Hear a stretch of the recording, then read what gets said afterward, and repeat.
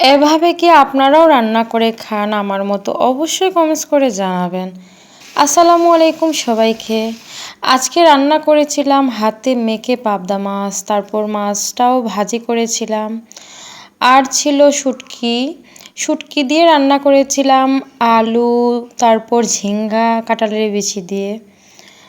তো প্রথমে আমি মাছগুলো কেটে বেছে ভালো করে লবণ দিয়ে ধুয়ে নিয়েছিলাম। তারপর সবগুলো মশলা দিয়ে হাতে মেখে নিয়েছি। এখানে আমি পেঁয়াজ কুচি, পেঁয়াজ বাটা, রসুন, হলুদ মরিচ লবণ এগুলো আর তেল দিয়েছি। তারপর মেখে পরিমাপ মতো পানি দিয়ে বসিয়ে দিয়েছি। এদিকে আমি গরম ভাত রান্না করেছি। মাছটা তেলে ভেজে নিচ্ছি। গরম ভাত দিয়ে মাছ ভাজি খেতে ভালো লাগে, তারপর কাঁচা পেঁয়াজ দিয়ে। পাবদা মাছটা হাতে মেখে সাধারণভাবে রান্না করলেও খেতে কিন্তু অসাধারণ লাগে। মাছগুলো ছিল ফ্রেশ, তরতাজা। আজকের পাবদা মাছের সাথে 2টা বেলে মাছও ছিল। বেলে মাছ তো খেতে ভীষণ ভালো লাগে। আমার সব কিছু রান্না শেষ হওয়ার পর আমি সব কিছু বেড়ে নিয়েছি।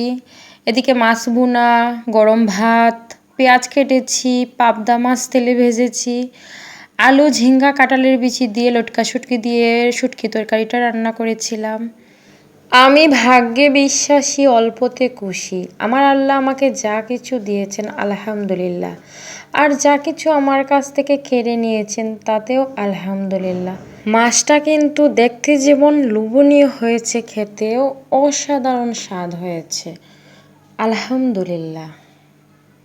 রিজিক নির্ধারিত।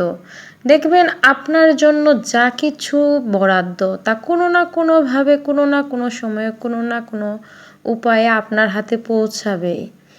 তো আমার ভাগ্যে যা কিছু নির্ধারণ করা হয়েছে তা হবেই, তাতে আমি খুশি আলহামদুলিল্লাহ। উত্তম পরিকল্পনাকারী। জীবনকে বোঝার জন্য আপনাকে 3 জায়গায় যেতে হবে। 1 হাসপাতাল, 2 জেলখানা, 3 কবরস্থান। হাসপাতালে গেলে তুমি বুঝবে সুস্থতার চেয়ে সুন্দর আর কিছু নেই। জেলখানাতে গেলে তুমি বুঝবে স্বাধীনতার চেয়ে মূল্যবান আর কিছু নেই। কবরস্থানে গেলে তুমি বুঝবে জীবন আসলে কোনো কিছুই নয়। আজ যে মাটিতে আমরা হাঁটছি, কাল সে মাটিতেই আমাদের কবর হবে।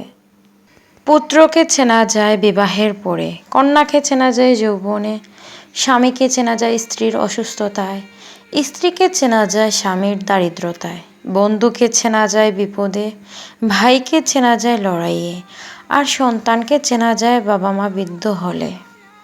বেঈমানকে গালি না দিয়ে ধন্যবাদ দিন, কারণ তার কারণেই আপনি মানুষ চিনতে শিখে গেছেন।